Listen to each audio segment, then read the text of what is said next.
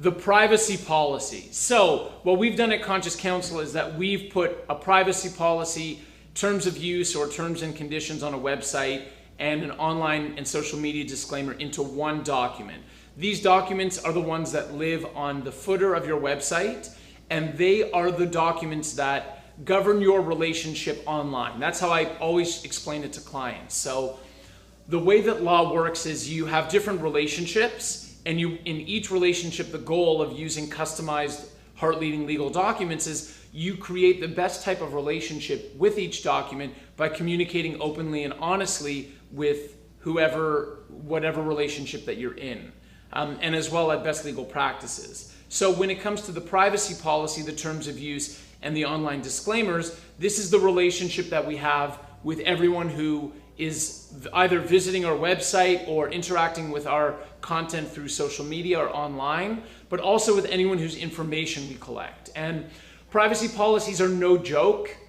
It's becoming more and more and more of a relevant issue in law, of the need to be in compliance with the relevant rules. The reason why is because as we've shifted as a society to everything being done online and everyone collecting all of this personal information, governments are constantly changing and tightening the rules on how we use that information that we collect, but also how we disclose to the people who we collect the information from exactly what information we're taking, what we're using it, are we sharing it with third parties, and everything related to that. So if I were to go into the specifics of a privacy policy, you would take a nap, you would fall asleep immediately, because they're very long, sort of draconian, monotonous documents. But the important thing to know is that you need to have a really, really good privacy policy that's at best legal standards included on your website.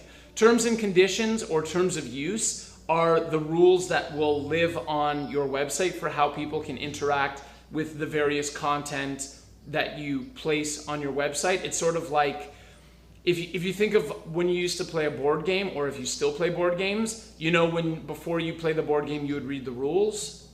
I actually haven't played a board game in so long that I don't know if now everything's digital. I wouldn't be surprised. But in my family, it was like you take out the paper rules and you would read them. And it's sort of the terms and conditions are the rules for your website. So making sure that you're protecting your copyright on the website appropriately.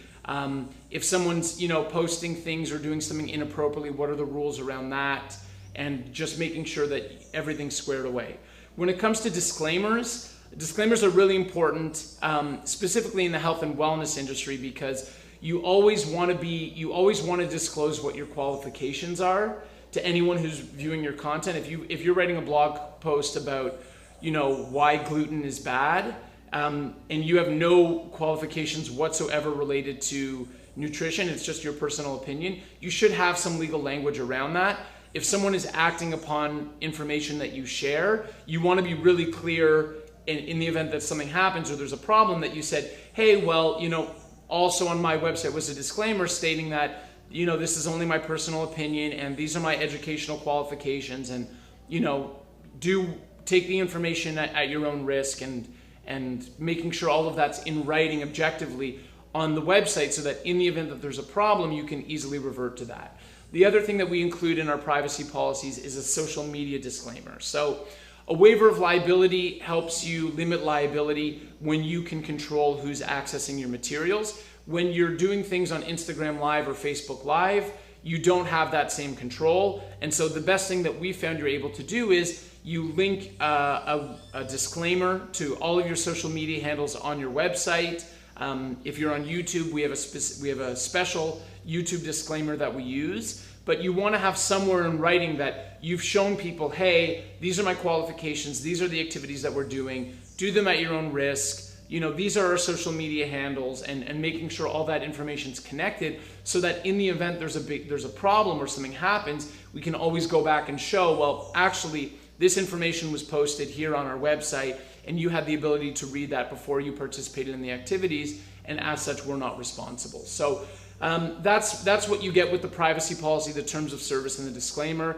I'd say it's very relevant for those who are processing third-party payments, through Stripe or through PayPal or whatever it is, and anyone who has a mailing list. Like, these are things that you need to be at best legal practices, and it's a pleasure for us to support you in drafting them. So welcome to the family, and let's do it.